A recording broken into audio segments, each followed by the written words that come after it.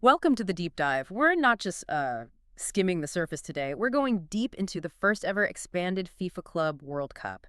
This thing is huge, and it's not just about the scores. We're looking at the sheer scale, the team's journeys, and honestly, the surprising, maybe even worrying pressures on the players. Absolutely. It's a fascinating moment for club football globally. So our mission today is to really unpack this new beast of a tournament. We'll zoom in on one specific match, that round of 16 game between Borussia Dortmund and Monterrey. Now, we know the result. Dortmund won 2-1, but we want to dig into what that match and the whole tournament setup tells us about where football is heading. And to do that, we're drawing on, well, the official details a lot from the Wikipedia entry on the tournament itself, but also, crucially, from the FIFPro report. That's the Players Union, and they've got some really stark data on player workload we need to talk about. Okay, let's kick off with the tournament itself. This thing is massive. The 21st Club World Cup, technically, but the first one like this. Right. 32 teams from all 6 confederations. That's a huge jump from the old 17 format. And it's all happening stateside in the U.S., mid-June to mid-July 2025. A full month. 12 stadiums, 11 cities. It really feels like a World Cup for clubs, doesn't it? It does. The structure mirrors the World Cup too. 8 groups of 4, top 2 go through to the knockouts, straight knockout from there. No third-place playoff, though, which is interesting. All focus on the final. And this expansion, it wasn't just cooked up overnight, was it? Oh, no. This has been in the works for years. FIFA's been wanting something like this, partly to create a bigger event for, broadcasters and sponsors.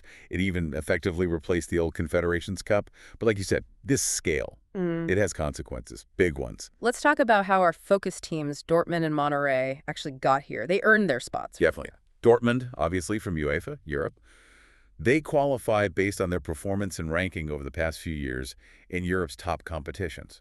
A powerhouse. And Monterrey. Monterrey represents CONCACAF, that's North, Central America, and the Caribbean. They won their region's top club prize, the CONCACAF Champions Cup, within that qualifying window. A top team from their region. So 2 strong teams, different paths, meeting on this new global stage. How did they handle the group stage? Monterrey, they were in Group E, finished second, just behind Inter Milan, which is impressive in itself. But the really eye-catching thing, they only conceded 1 goal in 3 group games. 1 goal. Wow, that's some defense. Really solid. It really shows their organization. They advanced with 5 points a win and 2 draws. Rock solid. And Dortmund, Group F for them. Yeah, Dortmund actually topped their group. Right. Ahead of Fluminense, the Brazilian side. They got 7 points, 2 wins and a draw, scored 5, conceded 3. So pretty attacking, but they got the job done effectively. Showed their quality. Okay, so both teams come through the group strongly, setting up this round of 16 clash. Exactly. The match was on July 1st, down in Atlanta at the Mercedes-Benz Stadium. Big stadium. Decent crowd, too. Over 31,000 there. And the result, as we know, 2-1 to Dortmund. Yeah, and it was a game that really showcased what this tournament can be. High stakes, teams from totally different footballing cultures going head-to-head. Dortmund started like a house on fire. Serhou Guirassy, he was the key man. Oh, yeah. He scored twice really quickly. First goal in the 14th minute, then again just 10 minutes later in the 24th. A quick double blow. Ouch. That must have been tough for Monterrey. It was, but a credit to them. They didn't crumble. They fought back. Jurgen Berterame scored for them early in the second half, around the 40th minute, made it 2-1, and suddenly it was game on again. Proper tense finish. So Berterame pulls one back. That shows some real fight for Monterrey. Absolutely. And interestingly, both Guirassy and Berterame ended up being among the tournament's top scorers, each bagging 3 goals by the end. Shows the quality they both brought. That match sounds like it really captured the drama. Dortmund's early punch, Monterrey's comeback attempt. Edge of your seat stuff, I bet. It definitely was. A great example of the competitive nature of this expanded format. But as exciting as that is on the pitch, this is where we need to pivot, right? Because behind the thrills, there's this hidden cost. The player workload issue that the FIFPro report really brings into sharp focus. That's the critical conversation, yes. We enjoy the spectacle, the extra games, the global reach. But the players are paying a price, an immense price sometimes. You hear it directly from them. Bernardo Silva, after a City game, just flat out said, "It's too much. We played 120 minutes less than 3 days ago." Wow. And he's not alone, is he? Not at all. Federico Valverde from Real Madrid, he talked about how tough the schedule is, especially for South American players dealing with all the travel on top of club and international duty. Jude Bellingham, Kylian Mbappe. Hmm. Top names are voicing serious concerns about the sheer volume of football. And the stats. The stats from the FIFPro report for the 2324 season are pretty sobering. They really are. Yeah. Get this. 54%, over half the players surveyed, experience what FIFPro classifies as excessive or high workload demands. Over half. That's incredible. And it gets worse. 31% of players played 55 or more matches. FIFPro's recommendation, based on medical advice, is a maximum of 55. So nearly a third are going over that suggested limit. That sounds unsustainable. Well, look at the back-to-back game stat. 30% of players had at least one run of 6 or more games in a row, with less than 5 days rest between them. The average for the longest streaks was almost 16 consecutive back-to-back games. Imagine playing every few days for nearly 2 months straight. It's mind-boggling. My body would just break down. How are they supposed to recover? Exactly. And this new Club World Cup, the expanded Champions League, the World Cup, it's only going to add more games for the top players. They projected increases for guys like Phil Foden, Valverde, Nicolo Barella, potentially jumping by 10, even 15 more games per season by 2025-26 compared to 23-24. And it's not just the playing time, it's the travel, right? Like we mentioned with Dortmund and Monterrey flying across the U.S. for one game. Precisely. The travel burden is enormous, especially for players involved internationally.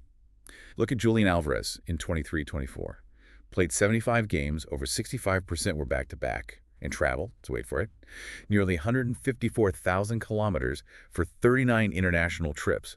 That's like circling the Earth almost 4 times in one season. That's just insane. The physical toll, the mental fatigue. It leads to real problems: disrupted sleep, burnout, a much higher risk of injury. Think about Pedri at Barcelona. So many muscle injuries at such a young age, and many experts link it directly to playing an insane amount of football very early on. Yeah, I remember that. It felt like he was playing non-stop for club and country. And it affects their lives off the pitch, too. Less family time, constant pressure, it can even shorten careers. Raphael Varane retired from France at 29, citing the strain. Ilkay Gundogan stepped back from Germany because of tiredness. These aren't isolated cases. So the players are saying it, the stats back it up. What are the governing bodies doing? FIFPro seems pretty critical. They are. FIFPro stated very clearly that there's been no risk evaluation for new competitions from a health and safety perspective. Essentially, they feel these new tournaments are being added without fully considering the impact on the players' bodies and minds. That sounds negligent, almost. You're rolling out a massive global event without checking if the key participants can actually handle it safely. It raises that exact question. Is the current way football is structured sustainable? For the players' health, for the quality of the game long term. The FIFPro data strongly suggests we need proper safeguards, real mandatory rest periods, not just leaving it up to clubs who are often under pressure to play their stars. It feels like we're heading towards a burnout crisis if things don't change. It really casts a shadow over the whole spectacle, doesn't it? While we're enjoying these cross-continental clashes, the human cost is mounting. It does. And this tournament throws up other interesting storylines too, beyond just the workload. Like, Well, the classic Europe versus the rest of the world dynamic, it's definitely intensified. You see South American teams beating European giants, and sometimes you hear grumbling or excuses from the European side. But Pep Guardiola had a great take on it. He basically said, welcome to the real world, and that people shouldn't be surprised anymore when a top South American team wins. He actually likes the direct competition. that's a fair point. The gap might be closing, or maybe it was never as big as some thought. What else? The weather was a big factor. 6 games faced major delays because of thunderstorms or extreme heat. That Chelsea versus Benfica game apparently took almost 5 hours from start to finish because of a long weather delay. 5 hours. Wow. In the U.S. summer, I guess that's a risk. It is. And Chelsea's manager, Enzo Maresca, even questioned if the U.S. was the right place for it, given the conditions. It definitely raises questions for the 2026 World Cup, which is also there. Yeah, good point. And I heard there was some controversy around the teams, too. A couple of things. Inter Miami getting the host spot drew criticism. Some felt it wasn't purely on sporting merit and maybe more about ensuring Messi was involved, for sponsors and buzz, less transparency there.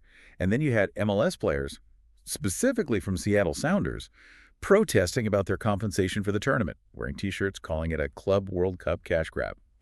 So tensions around money and selection, too. It seems like this tournament is a real lightning rod for a lot of the big issues in modern football. It really is. Right. Commercial interests, player welfare, global competition, logistics, it's all colliding here. So to wrap it up, the 2025 FIFA Club World Cup, It gave us exciting games like that Dortmund-Monterrey battle, high-quality, real drama, but looking deeper, it's thrown these huge issues into sharp relief. The incredible strain on players, the challenges of global expansion, the balance between commerce and the sport itself. Absolutely. It's a dazzling event on the surface, Yeah. but the questions it raises about the future direction of football, and especially the well-being of its athletes, are profound. We can't ignore them. Definitely not. Which leaves us and you listening with something to think about. As football keeps getting bigger, faster, more global, what's the right balance? How do we protect the players, the heart of the game, while still pushing the sport forward? It's the crucial question. Finding that balance between growth and the human element that makes football so special. A lot to ponder there. Thanks for joining us on the deep dive.